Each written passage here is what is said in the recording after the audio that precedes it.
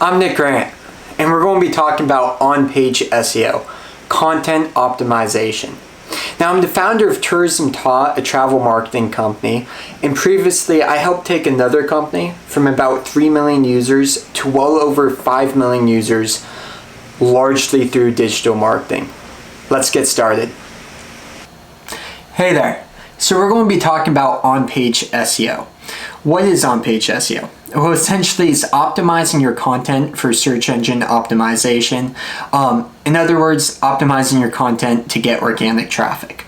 So, there's an emphasis on what's public facing of your content, right? Such as your meta description and then the landing pages that users click on. So the meta description, that's the Google ad that someone sees when they type in this specific, keywords into the Google search bar.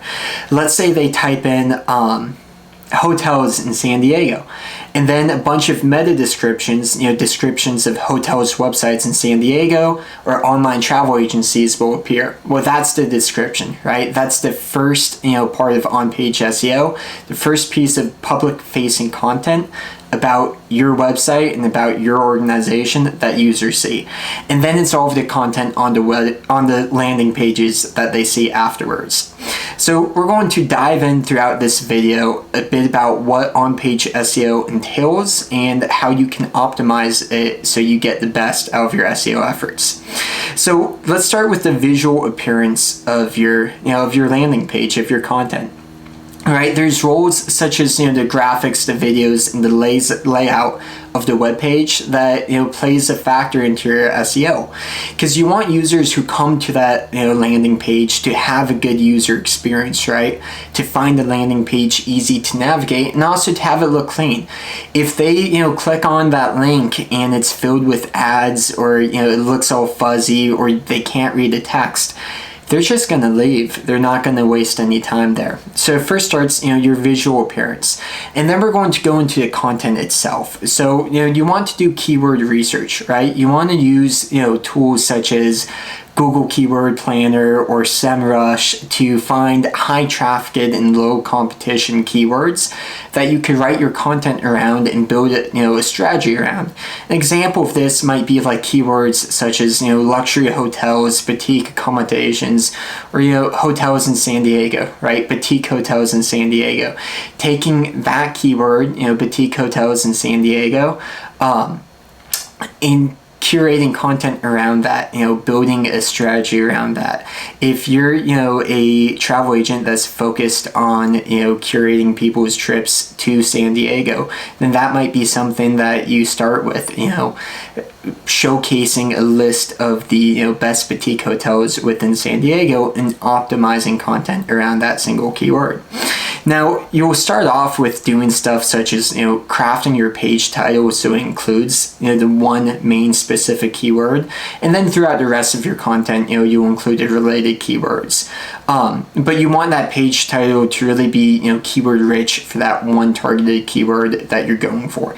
Consider that keyword as the king of your ad group, right? The king of your keyword cluster. So if you have a group of a bunch of keywords, that one keyword is like the king, right? That's the boss, that's the leader, and everything else follows suit. So from there, you want to focus on the header tags of your website. Now, if you don't have a technical background, you might be, thinking to yourself, well, what do you mean by that?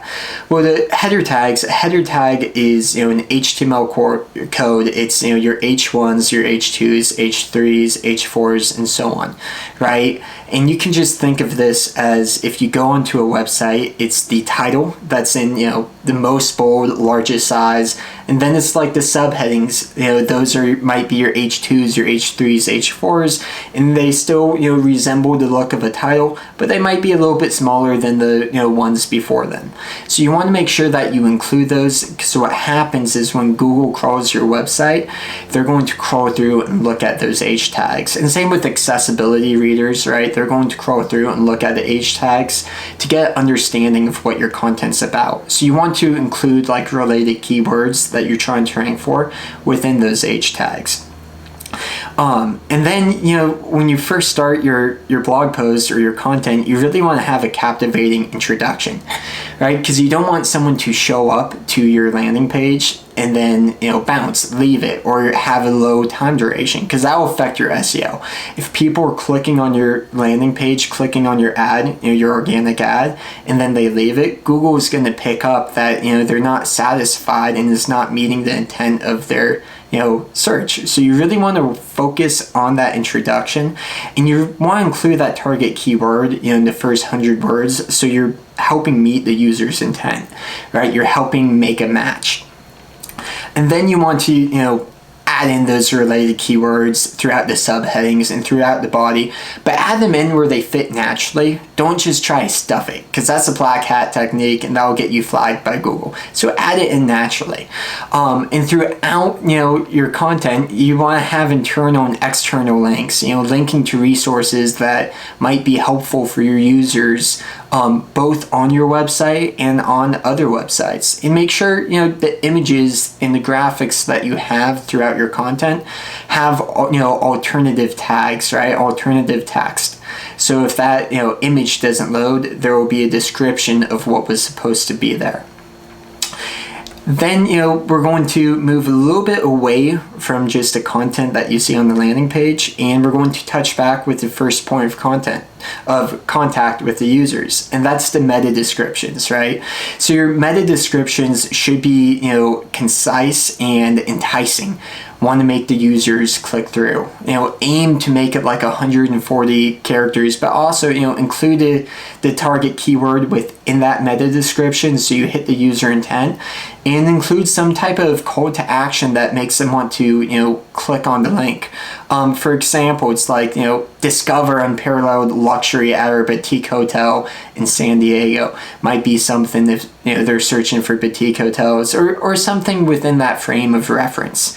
And lastly, think about your URL structure. There's a lot of evidence on the web that short, clean, and concise URLs that have the keyword within it, the target one, get clicked on a lot more often, because they see the target keyword that they searched. They're like, oh, okay, this page was designed just for me. And when it gets too long, for some reason users don't click on it. The statistics there to show that shorter URLs get clicked on more often.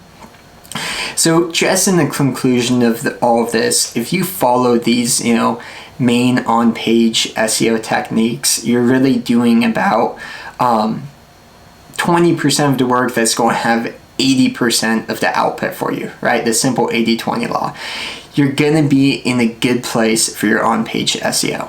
And so I look forward to hearing your feedback from this, and if you have any comments or questions, just place them down below, and we'd be happy to answer and help you out in any way that we can.